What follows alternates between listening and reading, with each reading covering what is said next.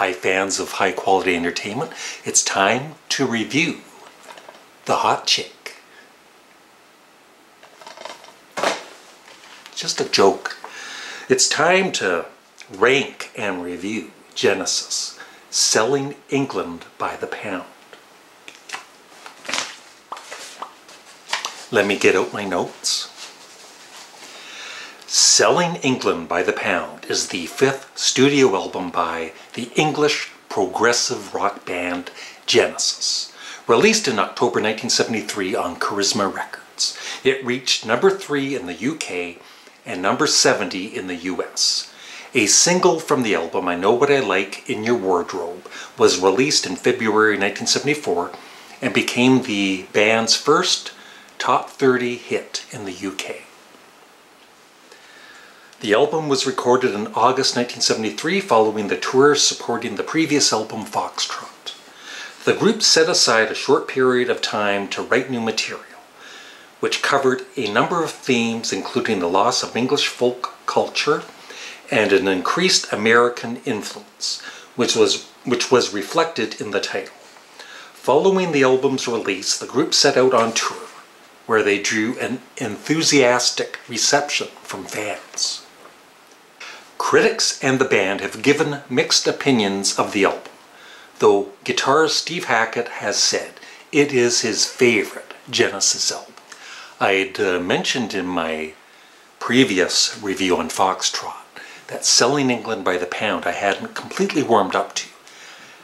I like it, I've always liked it, but I haven't even played it as much as, for instance, Foxtrot or Nursery Crime or some other Genesis albums.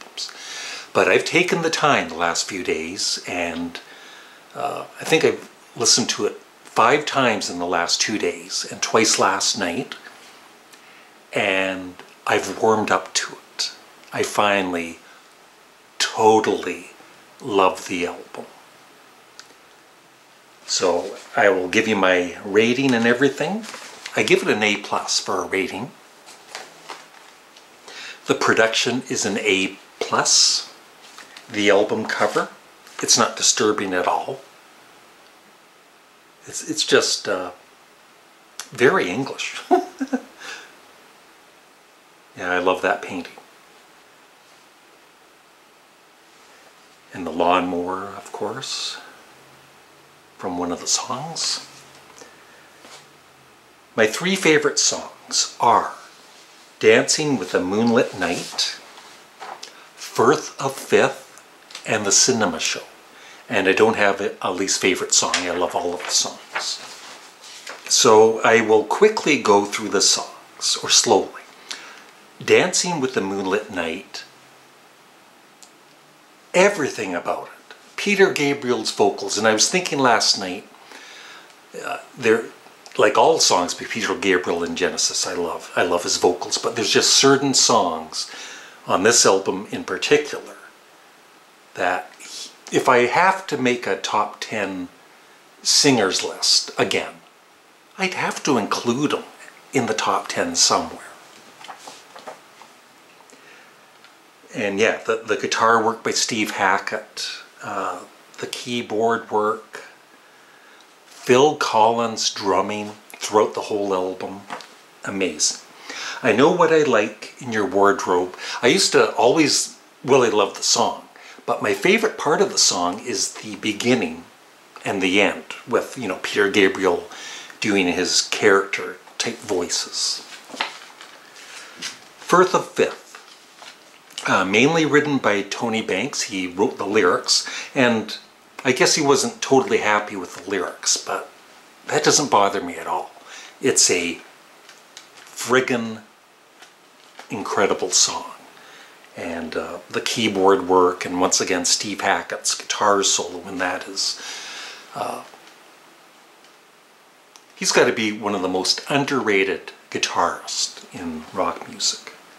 So that's a great song. More Fool Me, the second lead vocal by Phil Collins on a Genesis album. And people always talk about Follow You, Follow Me as being the first kind of showing Genesis going into a more commercial route, you know, for the future and all that. But this song, More Fool Me, is the very same. It's before Follow Me, Follow You. And it's very commercial, and it's a great song. Phil Collins, his vocals, I mean, he's not, it almost sounds like he hasn't got the confidence he would later get leading Genesis. But his vocals are very sweet, and he just sings it very, very well. By the way, I've been struggling to do this video, and so at the end of this video, I'll probably speed it up, but you'll see all kinds of mistakes I made, which I usually do not make. I might make a little flub or two and have to edit it out, but on this particular video, it's been a struggle to do for some reason. The Battle of Epping Forest. I used to really love this song, and then I was reading negative comments about it from like Tony Banks. Even Peter Gabriel was saying he thought there were too many words crammed into the song and everything, but I think it's a great song, and I love, like I said, the characters that he kind of portrays in these songs. It's a fun song. And then After the Ordeal is a very nice instrumental. The Cinema Show is, once again, I love Peter Gabriel's vocals on that track. The music, the whole band is just fantastic. Mike Rutherford, of course, too. The bass. Yeah, the one thing I wanted to mention, the first song, Dancing with the Moonlit Night, just after, around the 3-minute, 30-second mark, when that bass comes in, when you're listening to headphones, it's like you have to crank down the bass a little bit because it's so powerful, but it's so cool. And then ending kind of drifts into Isle of Plenty, which is a really nice way to kind of bookend the album. So, is everybody ready for my ranking? You know it's going to be fairly high now because, like I said, I love the album. But do I love it more than Nursery Crime or Foxtrot? Yes, I do. It's number one. And I had to really think it over. But for all of the songs on Foxtrot and all of the songs on this album, probably my two least favorite songs are Get 'Em Out by Friday, which I still love, but out of the two albums, they would be my least favorite song, and the second song, I forget, is it Timetable? Timetable? The second song on Foxtrot. I don't have Foxtrot here with me, and everything's a struggle today. It's called Timetable. I'm an expert on music. Yes, Timetable. I was getting that a little confused with some other song. I just wanted to make sure because I never make mistakes on my channel. Oh. So yeah, you're going to see a few bloopers at the end of this video for those of you that like bloopers, and it's all real. I'm fumbling. I'm fumbling badly. So thank you for those that said, you know, keep listening to this. A lot of you were saying it's one of your favorite Genesis albums. And right now, it is number one for me. Now, next up is The Lamb Lies Down on Broadway. And once again, it's kind of similar to this, although I basically know all of disc 1 from the original vinyl. And I love that. It's side 2 that I've always struggled with, but I honestly haven't played it as much as disc number 1.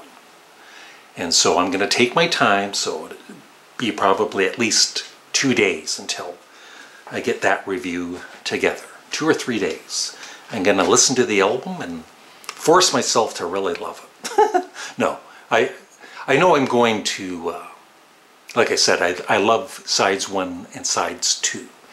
But it's just the last two sides I've always kind of not been as impressed with. Just like you're not going to be very impressed with these bloopers coming up. Thanks for watching, and have a great day. Bye. Hi fans of high quality entertainment, it's time to review and rank The Hot Chick. Not all of my jokes work. It's time to review and rank Genesis. Selling England by the pound. Had a double check, yeah. Selling England, take two. Hi fans of high quality entertainment, it's time to rank and review. Hi fans of high quality entertainment. Critics and the band have given mixed opinions on the album, though guitarist Steve Hackett has said it is. So, as some of you know, I said in my review for Foxtrot that Selling England by the pound I hadn't completely warmed up to yet. I liked it. I've always liked it. But it's never been a favorite of mine, and I haven't listened to it as much as Fox.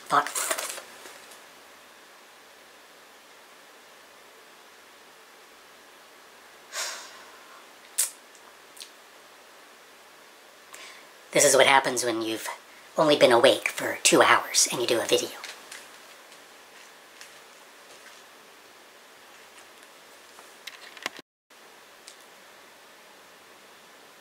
I love it. Yeah, I do. I finally got it.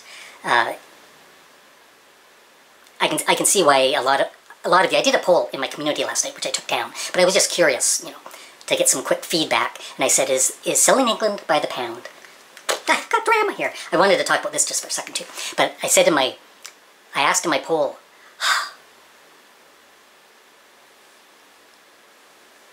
It's not easy running a YouTube channel. There's a lot of work involved and a lot of mistakes that the public never sees.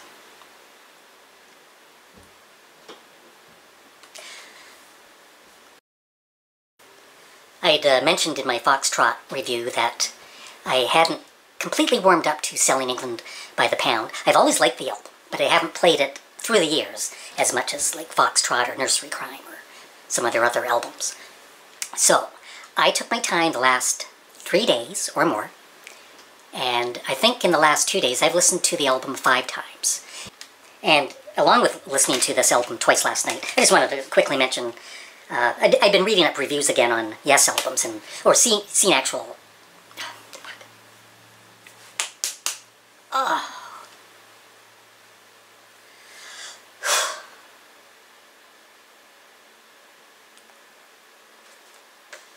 Some days you got it, and some days you don't.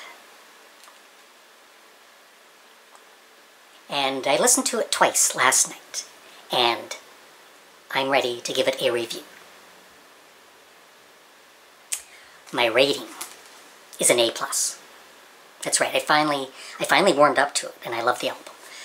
And I think maybe it's a pretty long album. It's over 50 minutes long, and even back in the old vinyl days, most albums, like single albums, were like 40 minutes. I'm struggling. Some days you just fly through these. My neck hurts. And I just wanted to very quickly mention that besides listening to this album twice last night, I was seeing a couple of recent YouTube videos on Yes album rankings, and this one was really highly ranked, and I thought, I'd like that album, but maybe I need to keep listening to it. And so last night was my most pleasurable time listening to Yes's drama. Awesome, just an awesome album. But I still miss John Anderson. Yes isn't John Anderson without Yes. I'm really out of it today. And I'm not drinking.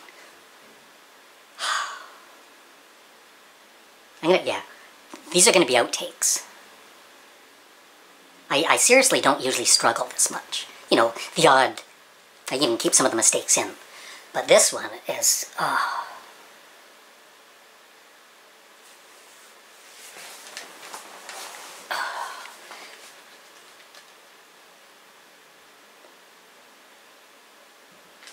I'll keep this. I'll keep this. I won't keep this in the review. This is just tacked on the end for the bloopers and crap. But yeah, this is a great album.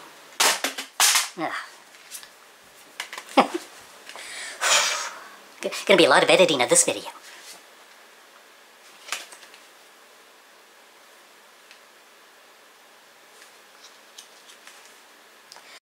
And at least my finger's working this morning. I shouldn't put that in there. That's what she said.